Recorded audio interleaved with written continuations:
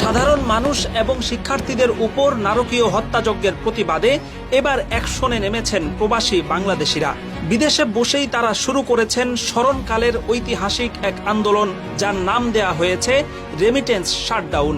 বাংলাদেশের মতো রাষ্ট্রের অন্যতম প্রধান চালিকা শক্তি হচ্ছে প্রবাসীদের পাঠানো এই রেমিটেন্স, যার উপর ভিত্তি করেই সরকার টিকে থাকে। কাজেই কোটা আন্দোলনে নিরীহ মানুষের উপর অবর্ণনীয় নির্যাতনের প্রতিবাদ স্বরূপ প্রবাসীরা রেমিটেন্স বন্ধ করে দেওয়ার ঘোষণা দিয়েছেন। কারণ রেমিটেন্সের মাধ্যমে বৈদেশিক মুদ্রা না এলে সরকারের পক্ষে দেশ চালানোই অসম্ভব হয়ে যাবে। রেমিটেন্স শাটডাউন ক্যাম্পেইনে অংশ নেয়া প্রবাসীরা এক্ষেত্রে শ্রীলঙ্কার উদাহরণ তুলে ধরেছেন।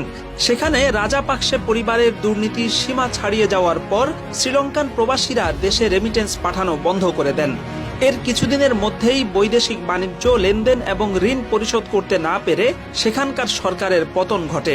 পরবর্তীতে নতুন সরকার গঠিত হওয়ার পর সেই প্রবাসীদের পাঠানো রেমিটেন্সেই শ্রীলঙ্কা পুনরায় স্বনির্ভর হয়ে ওঠে।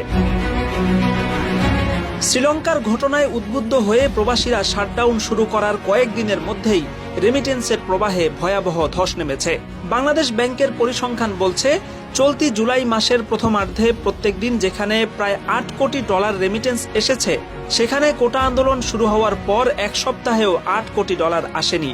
অর্থাৎ রেমিটেন্সের প্রবাহ 80 থেকে 90% কমে গেছে।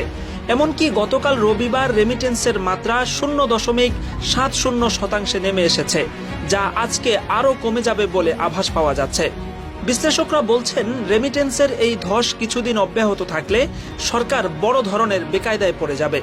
শাটডাউনের কয়েকদিনেই পরিস্থিতি এত শোচনীয় আকার ধারণ করেছে যে সরকারের বেশ কয়েকজন মন্ত্রী বৈধ ব্যাংকিং চ্যানেলে রেমিটেন্স পাঠানোর জন্য বারবার প্রবাসীদের করজোড়ে অনুরোধ করছেন। রেমিটেন্স আপনারা যদি বাংলাদেশে 6 মাস না পাঠান বা আপনারা যদি বৈধ পথে না পাঠান, এই ক্ষতিটা কার হবে? ব্যাংকিং চ্যানেলে রেমিটেন্স না পাঠিয়ে প্রবাসীরা দুটি উপায় অবলম্বন করছেন। যাদের টাকা পাঠানো একান্তই প্রয়োজন, তারা শুধুমাত্র প্রয়োজন পরিমাণ টাকা হুন্ডিতে পাঠিয়ে দিচ্ছেন।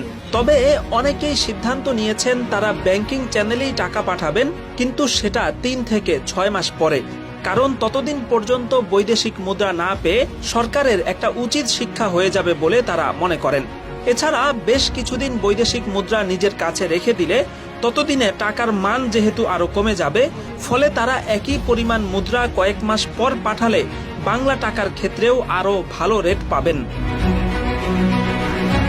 রেমিটেন্স শাটডাউনের এই ক্যাম্পেইনে কোটা আন্দোলনকারীদের উপর সরকারি নির্যাতন বড় ভূমিকা রাখলেও এর সাথে প্রবাসীদের মনের মধ্যে পুষে রাখা দীর্ঘদিনের ক্ষোভও যুক্ত হয়েছে। পাসপোর্ট বানানো থেকে শুরু করে এয়ারপোর্ট পর্যন্ত প্রত্যেকটা ধাপে ধাপে একজন প্রবাসী যে পরিমাণ হয়রানির শিকার হন, এয়ারপোর্টে প্রবাসীদের সাথে যেভাবে গরু ছাগলের মতো আচরণ করা হয়, যেভাবে হরহামেশা শত শত সিসি ক্যামেরার সামনেও প্রবাসীদের লাগেজ চুরি হয়, পৃথিবীর কোনো দেশে এমন নির্লজ্জ ঘটনার নজির নেই।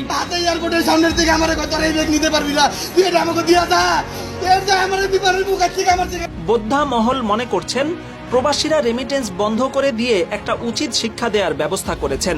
যেই প্রবাসীদের টাকার উপর দেশ দাঁড়িয়ে আছে, তাদের সাথে নিকৃষ্ট আচরণের প্রতিকার হিসেবে সর্বোত্তম উপায়টাই তারা বেছে নিয়েছেন।